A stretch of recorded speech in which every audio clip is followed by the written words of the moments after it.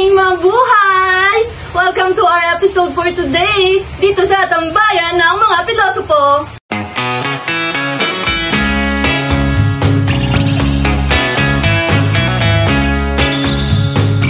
Yes, and I'm very excited for today's episode because we were having our two special guests. Hello, I'm Jessica Susmita, together with Keisha! I'm your Kikay na Psikologista. Wow, this is great! Our guests are full of energy. They might give us a lot of lessons for today's episode. Who put your attention naman sa mga philosophy na yun? Herbert Spencer sa akin. Why Herbert Spencer among those other philosophers? Because he believed that education should shape individuals to survive and can contribute to the society. Oh yeah, I get it, diba? Since he wants to education to focus on practical skills. Good point. John Dewey kasi he believed education should be centered around the student direct experiences. Also, his statement is a learned and centered approach.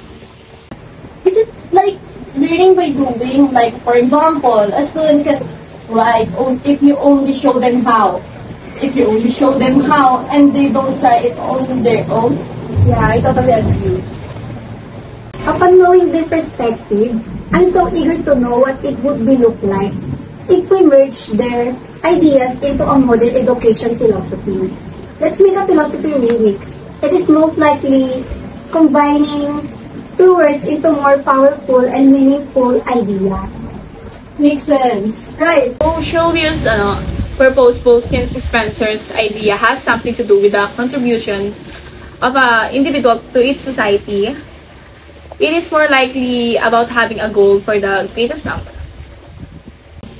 Given that Dewey's idea of education is about learning through experience, emphasizing that students learn best when they do things hands-on, by that we can add experiential. Let's make some unique name for that. Okay, then let's have purposeful experiential education as our philosophy remix. That's nice, remix. It is. Agree. Purposeful experiential education. This is the most powerful word I encounter. How about we apply this purposeful experiential education in modern education? Is it, for example, the teacher required the students to make a water filter and bring the materials needed, such as dirty water, container, pebbles, charcoal, sand, and more. By doing it, the student must figure out the proper arrangement that works effectively to clear the water. Maybe they can try pebbles, the first layer, or sand, or it can be the charcoal. Yes. Therefore, the students does not only learn by watching, but they learn by basic. Manual filtration is useful for survival and for communities without access to clean water, which connects to Spencer's idea that students should not learn just to themselves, but also to contribute to society. In making the water filtration, students themselves will experience hands-on and apply critical thinking. As they testing all the possible way, then observe the result and learn by it. Yes, this activity connects to Dewey's idea that students learn from their experiences. John Dewey showed that learning is best when students learn by doing, making education practical, meaningful, and connected to the real life. Purposeful experiential education combines Herbert's ideas of education for societal contribution with John Dewey's belief in learning through experience. It is important to study philosophy of education because as a future educators, we must understand the method and strategies of teaching as well as the reason why we teach. As future teachers, studying philosophy of education is important because it helps us to build a strong foundation for our teaching. It guides us in making the right decision inside the classroom and help us to understand our student better.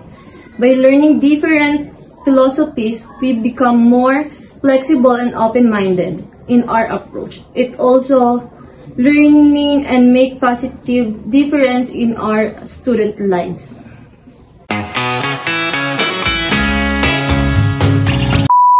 Today's episode, ha? Yeah. Hikay na, psikologista. Right, I didn't think of it.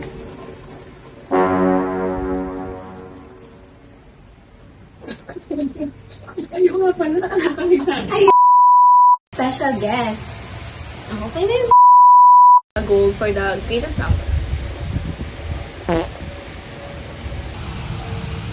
Dali na. That's nice, remix. Is one... Ay, hindi siya pala.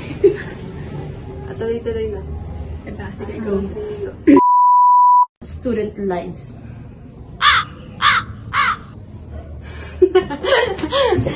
Yes. Thank you, Lord.